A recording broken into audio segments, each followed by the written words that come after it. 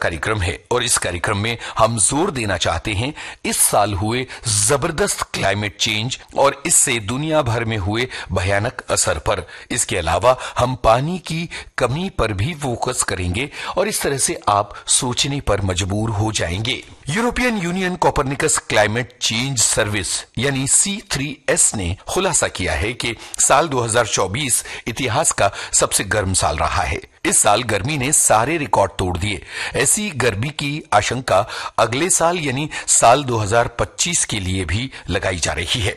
साल 2024 के इस आखिरी जिज्ञासा कार्यक्रम में हम इस बात पर जोर देना चाहते हैं कि किस तरह से हम पर्यावरण का नुकसान करते चले जा रहे हैं और कैसे असंतुलन बढ़ रहा है और धरती किस तरह से गर्म हो रही है। संयुक्त राष्ट्र संघ ने क्लाइमेट चेंज को रोकने के लिए $300 बिलियन की डील अभी अभी जारी की है।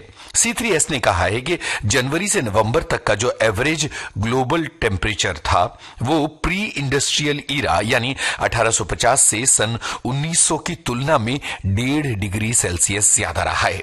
सुनने में यह बहुत छोटा सा आंकड़ा रखता है 1.5 डिग्री सेल्सियस, लेकिन पर्यावरण के मद्देनजर ये एक बहुत बड़ा आंकड़ा है। इससे पहले सबसे गर्म साल का जो रिकॉर्ड था वो 2023 के नाम था, पर 2024 में पूरी दुनिया और ज्यादा गर्म हो गई। इस 1.5 डिग्री टेम्परेचर बढ़ने से इटली और दक्षिण अमेरिका में भयानक सूखा आया। नेपाल, सूडान और यूरोप में बाढ़ की स्थिति हुई। मेक्सिको, माली, सऊदी अरब में हीट वेव्स की वजह से हजारों लोग मारे गए। अमेरिका और फिलीपींस में खतरनाक साइक्लोन आया और तबाही मची। वैज्ञानिकों ने स्टडी के जरिए ये बात कही है कि ये सब इंसान के द्वारा किए गए जलवायु परिवर्तन का नतीजा है। लगातार हम जिस बायोफ्यूल का इस्तेमाल कर रहे हैं उसकी वजह से कार्बन डाइऑक्साइड वातावरण में फैल रही है और इसी की वजह से तापमान बढ़ रहा है। इस उत्सर्जन को जीरो करना जरूरी है, नहीं तो पूरी दुनिया तंदूर की तरह जलना शुरू हो जाएगी। इंपीरियल कॉलेज लंदन के वैज्ञानिक फ्रेडरिक ओटो ने यह कहा है कि वैज्ञानिकों की नजर इस समय ला नीना पर है क्योंकि अगले साल तापमान कम हो सकता है। इसकी वजह से समुद्र की गर्मी कम होगी, समुद्र ठंडे होंगे। इस साल ला नीना या एल नीनो की वजह से गर्मी बढ़ी थी। अगले साल हो सकता है कि गर्मी में कमी आए। हालांकि कुछ वैज्ञानिकों का मानना है कि अगला साल और ज्यादा गर्म भी हो सकता है और हीट वेव, सूखा, जंगली आग और साइक्लोन जैसी घटनाएं देखने को मिल सकती हैं। आपको बता दें कि इस साल 21 जुलाई का दिन धरती के इतिहास का सबसे ज्यादा गर्म दिन था। ये कोई जश्न मनाने का नहीं बल्कि चिंता का मौका है। तापमान बढ़ रहा है, ये एक जानकारी या एक वाक्य नहीं है। आपको बताएं कि साल 2023 पिछले 123 सालों में भारत के लिए दूसरा सबसे ज्यादा गर्म साल था। 1901 से भारत में मौसम का रिकॉर्ड रखा जाना शुरू किया गया था। उसके बाद से यह दूसरा सबसे गर्म साल था। विश्व मौसम विज्ञान संगठन की रिपोर्ट स्टेट ऑफ क्लाइमेट में बताया गया है कि साल 2023 में दुनिया भर में जमीन का तापमान 1850 से 1900 के औसत की तुलना में 1.45 से लेकर 0.12 डिग्री प्लस माइनस ज्यादा था। जब से मौसम का रिकॉर्ड रखा जा रहा है तब से ये सबसे ज्यादा गर्म साल था। 174 सालों के इतिहास में सबसे ज्यादा गर्म साल। तो बात ये है कि हर साल, हर आने वाला साल बीते सालों की तुलना में ज्यादा गर्म होता चला जा रहा है। इसका असर क्या हो रहा है कि समुद्र गर्म हो रहा है, समुद्र के जल स्तर में वृद्धि हो रही है, ग्लेशियर्स पीछे हट रहे हैं और ये सब बहुत बड़ी मुसीबत के संकेत हैं। आंकड़े ये बताते हैं कि जलवायु परिवर्तन का शिकंजा अब हमारे ऊपर कसता चला जा रहा है। 2023 भी बहुत गर्म था, पर 2024 के आंकड़े आने के बाद ये साफ हो चुका है कि ये इतिहास का सबसे गर्म साल बन चुका है। अमेरिका के एरिजोना में इस साल 100 से भी ज्यादा दिनों तक तापमान 37.8 डिग्री सेल्सियस से ज्यादा रहा।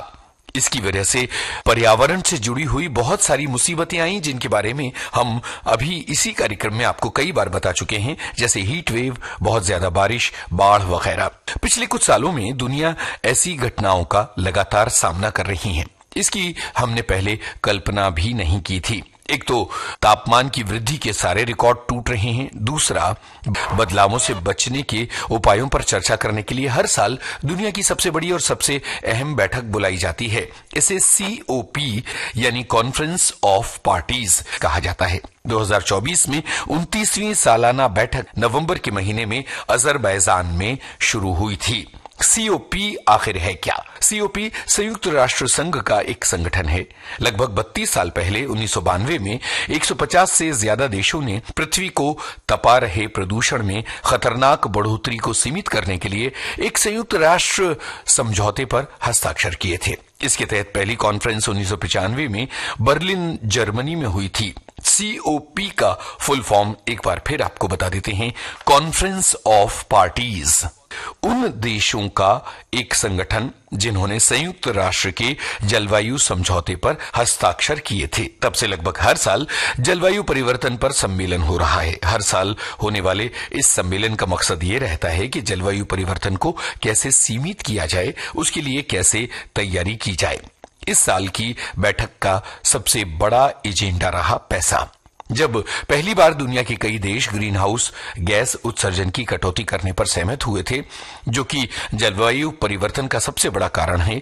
ऐसा 2015 में पेरिस में हुए COP21 सम्मेलन में हुआ था। 9 साल इस बात को बीत चुके हैं। करीब 200 देशों ने वैश्विक तापमान वृद्धि को 2 डिग्री सेल्सियस तक सीमित करने और इसे 1.5 डिग्री सेल्सियस तक सीमित करने का संकल्प लिया था। संयुक्त राष्ट्र वैज्ञानिकों का मानना है कि जलवायु परिवर्तन के खतरनाक असर को रोकने के लिए यह बहुत जरूरी है।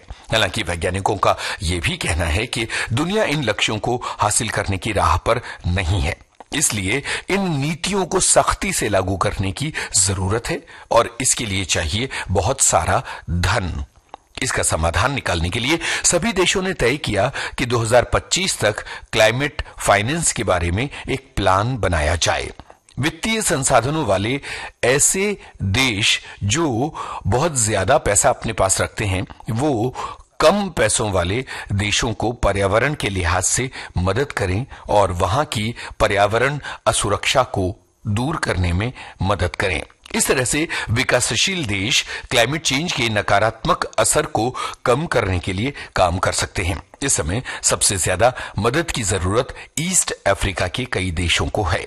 वैज्ञानिक लगातार ये कहते रहते हैं कि अगर जलवायु संकट से निपटना है तो फॉसिल फ्यूल से निपटना होगा। इसके इस्तेमाल में कमी लानी होगी, यानी तेल, गैस और कोयले के इस्तेमाल से होने वाले कार्बन डाइऑक्साइड के उत्सर्जन में कमी लाना। मगर अजरबैजान का तेल और गैस से काफी नाता पुराना रहा है। 1 करोड़ की आबादी वाला ये देश 1991 में अपनी आजादी के बाद से कैस्पियन सागर से तेल और गैस पर निर्भर रहा है। अकेले हाइड्रोकार्बन का इस देश का निर्यात 92% है। कोयले और तेल की तरह गैस भी एक फॉसिल फ्यूल है। ये भी जलवायु परिवर्तन के लिए जिम्मेदार है, क्योंकि ऊर्जा की जरूरतों के लिए इन्हें जलाते हैं तो धरती को गर्म करने वाली कार्बन डाइऑक्साइड जैसी ग्रीन हाउस गैसें निकलती हैं। 2024 की वर्ल्ड हेल्थ समिट के आगमन से पहले द लैंसेट कमीशन द्वारा हेल्थ पर निवेश की एक नई रिपोर्ट जारी की गई, जिसमें यह कहा गया है कि साल 2050 तक समय से पहले होने वाली मौतों को आधा किया जाना है। दुनिया के 7 सबसे ज्यादा आबादी वाले देशों पर फोकस किया जा रहा है, जिसमें बांग्लादेश, इथोपिया, ईरान और तुर्की शामिल हैं।